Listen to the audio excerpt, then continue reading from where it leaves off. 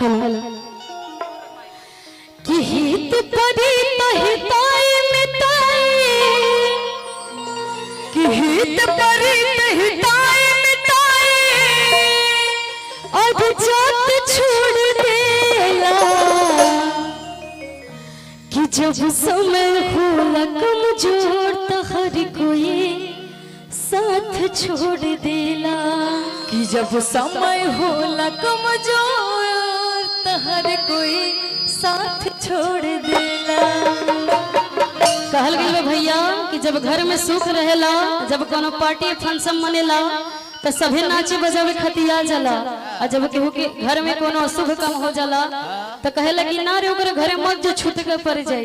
ये गांव के रीति रिवाज है, लेकिन चली कहे के बताओ कि हित परी तहिताई मिटाई, जात छोड़ देला, हित परी तहिताई मिटाई, जात छोड़ देला, जब समय होला कमजोर, जब समय होला कमजोर हर कोई साथ छोड़ देला, जब समय होला कमजोर हर कोई साथ छोड़ देला, हित परी तहिताई मिटाई, जात छोड़ देला, हित परी तहिताई मिटाई, जात छोड़ देला, जब समय होला कमजोर, जब समय होला कमजोर हर कोई साथ छोड़ देला, जब समय होला कमजोर हर कोई साथ छोड़ देला।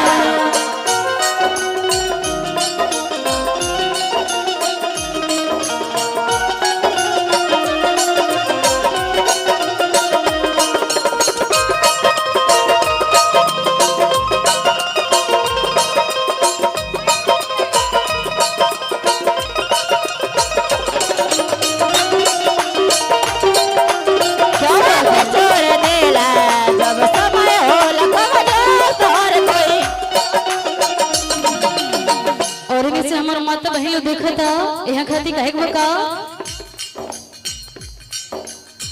बनेला के 10 गो साथी बिगड़ला के कोई ना, आपन बनैबो कैसे के हो तोहार होई ना,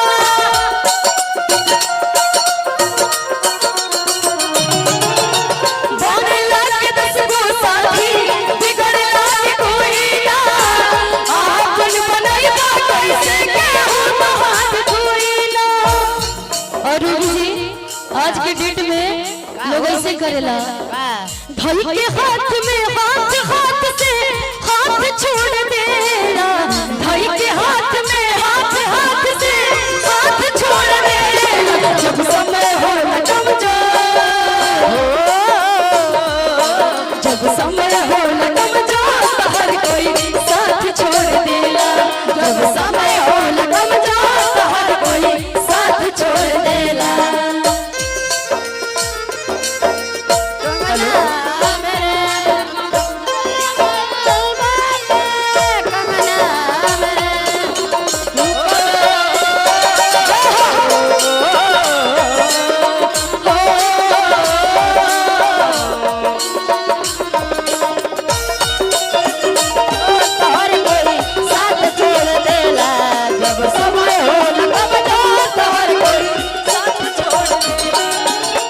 और देखी गाना पे रूबी जी रोवत आनी है ना, समझी कि यहाँ के एकदम गरीब बनी हम अमीर बनी, और रूबी जी वह भाव में कहा तरीका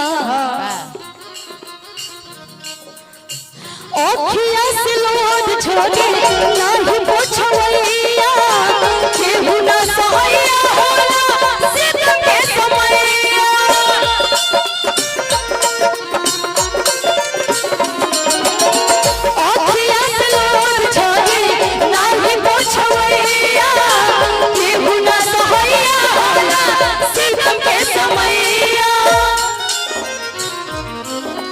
धर्म कदम रीतिया रिश्ता नात छोड़ देला, धर्म कदम रीतिया रिश्ता नात छोड़ देला, जब समय होला कमजोर,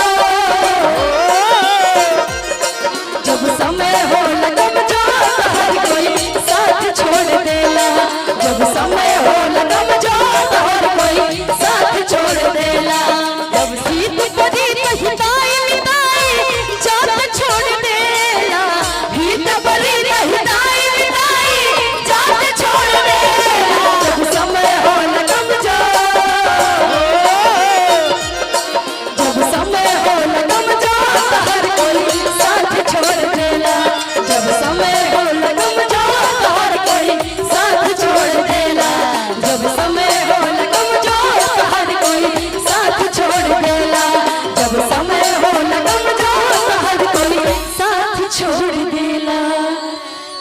जब समय होला कमजोर त हर कोई साथ छोड़ देला।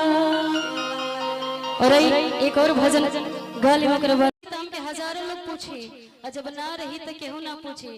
आज के डेट में सबसे ज्यादा महत्व का चीज के बा? रुपया पैसा बना।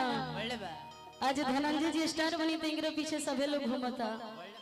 कल वहीं के स्टार ना रहे तो कही लोग कौन धनंजय। जैसे कि आज हमनी की बनी, हमनी की अभी बहुत कम लोग जानता जी हमने स्टार है तो सभी लोग जाने। लेकिन चलिए आप सबके प्यार आशीर्वाद मिली और बहुत ज्यादा मिली लाओ। आप सबके आशीर्वाद प्यार दुला रही, माँ बाप के आशीर्वाद प्यार दुला रही तो जरूर आदमी बनी। और एक छोटा सा कोशिश अगर गलती से ही हुई तो माफ करें जाओ और कहे बताओ